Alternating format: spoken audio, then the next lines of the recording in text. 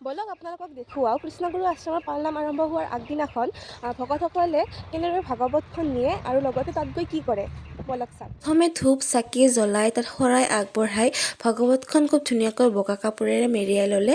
তাৰপিছত সকলোৱে নাম প্ৰসংগ কৰি পেলি দেউতাই তেওঁৰ মূৰৰ ওপৰত ভাগৱতখন তুলি লৈ বাহিৰলৈ ওলাই গ'ল। তাৰপাছত মায়ে দেউতাৰ চৰণ ধোৱালে আৰু সকলোৱে দেউতাক সেৱা কৰিলে যিহেতু তেওঁৰ মূৰৰ ওপৰত ভগৱতখন আছিল। তাৰপিছত আমি আহি পালোঁ এয়া আশ্ৰম আৰু আহিয়ে গেটৰ পৰা দেউতাই খোজকাঢ়ি আহি আবেলি হোৱালৈ শিবিৰত থ'লে আৰু আবেলি হোৱাৰ লগে লগে সকলো ভক্তই নিজৰ নিজৰ ভাগৱতখন নিজৰ মূৰৰ ওপৰত ৰাখি কীৰ্তন ঘৰৰ চাৰিওফালে 7 পাক ঘূৰিলে।